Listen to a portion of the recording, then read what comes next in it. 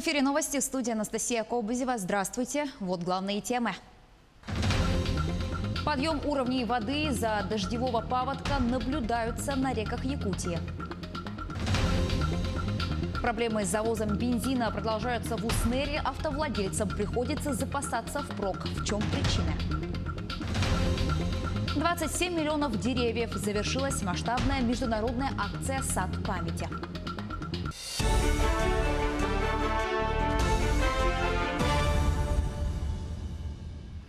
Подъем уровней воды из-за дождевого паводка наблюдается на реках Якутии. На Олене у гидропоста Покровска общий рост составил 3 метра. В ближайшие сутки на участке Табага-Якутска ожидаются максимальные уровни. Дополнительный рост составит 5-10 сантиметров. Подъем ожидается на реке Алдан в Тампонском районе. На участках реки Яны и ее притоках продолжается понижение уровней с интенсивностью от 5 до 10 сантиметров за сутки. На реке Вилюй у гидропоста Верхневилюйска уровень воды наблюдается ниже. На остальных участках уровни близкие к проектным отметкам. На реках Индыгирка и Колыма суточный спад составляет 10-40 сантиметров. Убытки авиакомпании «Якутия» из-за пандемии составили 1,5 миллиарда рублей. Вице-премьер Юрий Трутнев поручил изучить эффективность поддержки авиаперевозчиков Дальнего Востока и Арктики. Как сообщил член Совета Федерации Анатолий Широков, общая сумма убытков только 9 региональных авиакомпаний Дальневосточного федерального округа и Арктики в период с марта по май составила более 4 миллиардов рублей.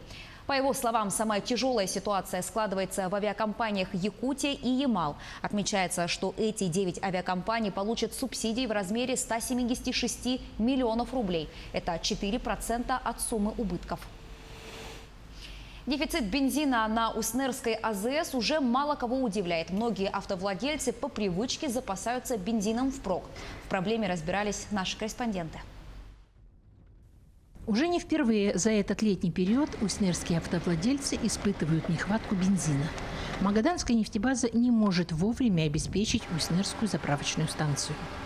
Заявки делаются регулярно, но поставки происходят с города Магадана. В июле месяце в начале танкер не мог пришвартоваться, поэтому был очень большой, 10 дней не было бензина, очень большой такой период. И сейчас опять началось, вовремя машины, не нашли машину. На данный момент уже машина отправлена, утром выехала. Будем надеяться, через 3 дня должен бензин подойти. Магаданнефть – монополисты на данном участке трассы Колыма от Магадана до Кубиме. Поэтому страдают и водители транзитных машин. А примерно-то хоть когда прилетал? Да, если бы я знала, я бы вам все сказала. Вот сейчас, по крайней мере, с диспетчером разговаривала, она сама дозвонилась до нашего водителя, связь прервалась. Она так и должна. В Уснере более 3000 автовладельцев, и вводимые по заправке ограничения дают скорее обратный результат. У нас не такой большой расход, но в ограничения расход просто огромный. Когда начинаем, если вешаем табличку ограничения по 10, по 20 литров, все, сразу же расход увеличивается в 2-3 раза. Уже несколько лет ведутся разговоры об альтернативной заправочной станции от Саханефтегазсбыт. Но ВОЗ и ныне там. Недоволен тем, что постоянно нет бензина, и то, что только 92-й. Качество бензина плохое, машина постоянно плохо ездит, не заводится нормально. Бензин у нас, конечно, качество, очень плохого. Я одного не понимаю, почему наша республика не может поставить свою заправку у нас в самой холодной точке Якутии, в Аймеконе. Долго мы будем зависеть от Магадана. И почему 92-й один бензин? Нету 95-го. Машины новые у людей, машины ломаются. Четкое выполнение Магаданской нефтебазы и графика завоза бензина позволит избежать многочисленных жалоб и нареканий не только от частных лиц, но и предприятий, заключающих договоры поставок. Светлана Поцелуева, Павел Комин, Уснера. В Якутии постепенно снимают ограничения, связанные с коронавирусом. Сегодня возобновляют работу кафе и рестораны при наличии входа с улицы и при условии расстановки столов на расстоянии не менее 2 метров. Так, одновременное обслуживание посетителей разрешено в количестве не более 50% вместимости самого зала. Изменения коснулись и режима работы. Рестораны будут открыты с 8 утра до 12 ночи. При этом запрещается банкетное обслуживание, в том числе специальных мероприятий. Отмечу, что в Якутске возобновят свою деятельность более 280 предприятий.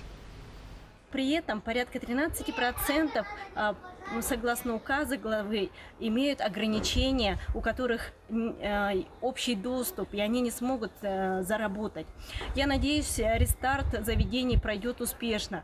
Многим предприятиям сейчас нелегко начать свою работу, заново подбирать персонал, обучать и соблюдать новые правила санитарных норм, которые были разработаны Роспотребнадзором в мае месяце.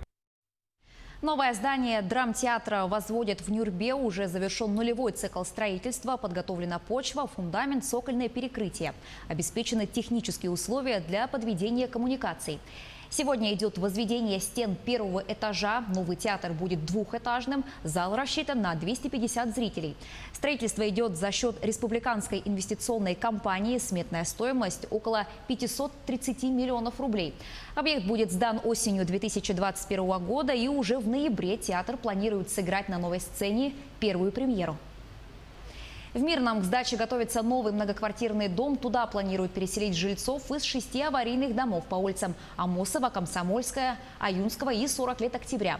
Строительство дома началось в прошлом году. Сейчас ведутся работы по отделке квартир. В ближайшее время застройщикам предстоит благоустроить придомовую территорию. Для жильцов будут созданы все условия для комфортного проживания: детская площадка, парковочные зоны, уличное освещение. Дом планируют сдать в сентябре. Уже можно увидеть, да, здесь и пандусы для маломобильных групп населения, да, значит, на лестничных маршах предусмотрены краска огнезащитная, это тоже как бы новые такие веяния, да. Вот. Это и возле ввода у нас новое современное энергоэффективное оборудование по теплоснабжению, водоснабжению. Данное строительство начато силами муниципального образования город Мирный. Был заключен муниципальный контракт. За счет денежных средств, которые перечисляются от акционерной компании «Алроса», посредством ранее заключенного соглашения между АК «Алроса», между правительством Республики Саха-Якутия и муниципальными образованиями Мирнинского района. Фермерское хозяйство «Чолбон» семьи Ивановых открыли летнюю молочную ферму в селе Бютюнь. Вот уже 16 лет они занимаются разведением крупного рогатого скота. Сейчас в хозяйстве 200 голов, в том числе 100 дойных коров. В 2012 году семья выиграла грант Министерства сельского хозяйства Якутии. На эти средства они построили новый коровник по современным технологиям. А летнюю молочную ферму семья Ивановых возвела на собственные средства. Глава семьи вместе с сыном построили жилой трехквартирный дом для работников хозяйства, баню, изгородь, а также собственноручно установили молокопровод. У нас до этого работали крупные хозяйства с ХПК. Введено 5 летников, а сейчас вот крестьянское фермерское хозяйство «Чолбон», она сегодня вот открыли летник с молокопроводом. Это для нас новое открытие, и надеемся, в будущем крестьянские хозяйства тоже будут строить саялыки с молокопроводом. Это, конечно, для получения продукции, чистой продукции, это большой шаг. Троих дальневосточных лесных котят готовят к жизни в дикой природе в Центре реабилитации тигров и других редких животных во Владивостоке. Самостоятельными амурские лесные котята становятся в возрасте 6-8 месяцев. Животные обитают на Дальнем Востоке. Подвид занесен в Красную книгу России. Эти 3 котенка, они из 2 разных выводков. То есть одного котенка люди нашли в одном из населенных пунктов в Курятнике. То есть там непонятно по какой причине котенок там оказался. 2 котят вчера ехали сюда на работу кормить животных, увидели коробку возле шлагбаума на въезде в центр. Там открыли коробку, там было вот 2 котенка.